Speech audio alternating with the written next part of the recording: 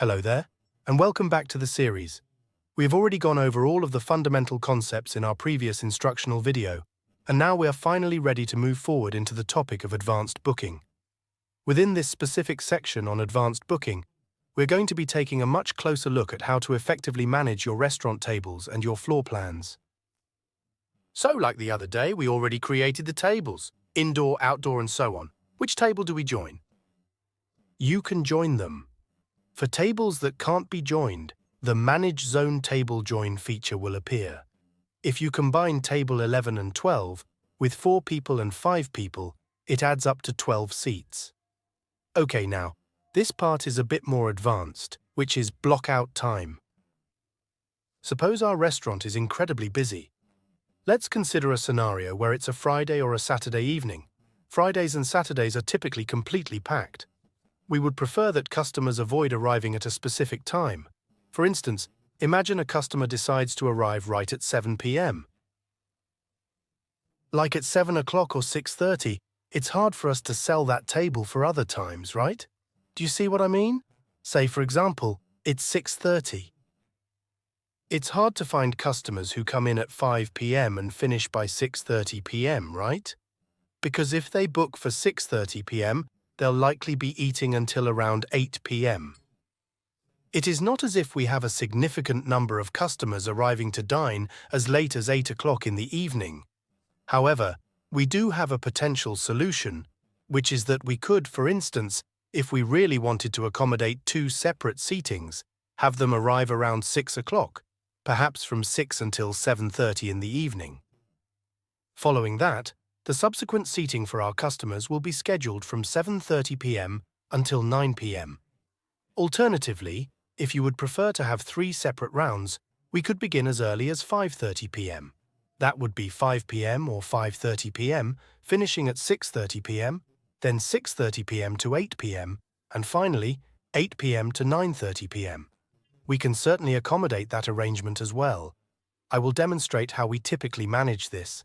Let us use 2 rounds as a simple example for the moment. Currently, we have this specific number of tables available in total. Alright, so now we have all the tables ready in the shop.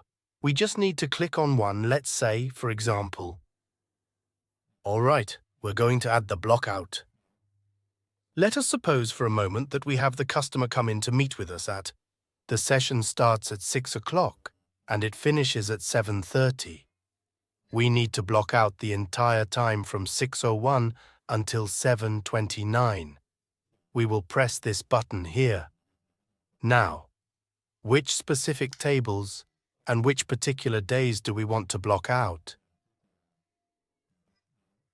We'll click Friday and Saturday. That's usually how it's done. It depends on other shops though. You can add more days if you like. Block out just means we input the days we want to block out. Why don't we go ahead and say, for the sake of argument, that we are looking at 6:01, and specifically, we are talking about the time frame starting right at 6:01 and continuing all the way through until 7 o'clock 29. This means customers won't be able to book on Fridays and Saturdays during the time we've set, from 6:01 p.m. to 7:29 p.m. We will allow customers to book before that, which is at 6 p.m. We enter the reason, to gain more customers for another round. That is our reason. For the blockout status, we can toggle it on or off, depending on whether we want it to be active. Now, to choose which tables to block out, we select them here. I'll select all of them because we don't want anyone to book during that time. Add block out. Alright, you can see that it will now appear on the screen. For instance, if I hover my mouse cursor over it, you will notice it displays 6:01 to 7:29. Do you see that? It is exactly the same for every one of them. Okay, so now, customers will no longer be able to make a booking during this specific time slot. We will still allow customers to book before 6 p.m. at any time, like 5:30 or 6 o'clock. I think 5 or 6 o'clock would work out just fine. After that, there is another round starting at 7:30, or even later on in the evening, if that helps. Alright, Now let us take a closer look at the current booking details. Okay, let me go ahead and try to book that for you one more time. Once you have finished making a new booking, you will be automatically redirected to this specific page. Is that clear? I will try to book for Friday, since we had originally set it for both Friday and Saturday. Okay, a reservation for 2 people is perfectly fine. Let us use an indoor setting as an example for this. As for the dinner, the one we created is intended for the dinner time slot. I'll try to book for, let me see, okay, how about 6:30? Wait, look at this.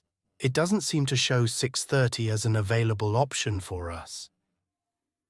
There are slots at 6 o'clock or 7:30, which is in line with our objective because we don't want customers booking those times, so we can allocate them for customers to book at 6 o'clock or at 7:30 p.m. instead. See, the table can be used for up to 2 rounds. This is fine, so the workflow will be roughly like this. Customers won't be able to make a reservation. All right, that brings us to the end of the advanced configuration settings for the blockout time feature. You are also able to apply these specific settings to any other days you might need. For instance, if your shop happens to be observing a public holiday or is perhaps experiencing an exceptionally busy day, you can simply tick the box provided to add that specific date right here. We could also add check marks for every single day that is suitable. It is perfectly fine, and honestly, that is all. So let us look forward to seeing you at the next demonstration.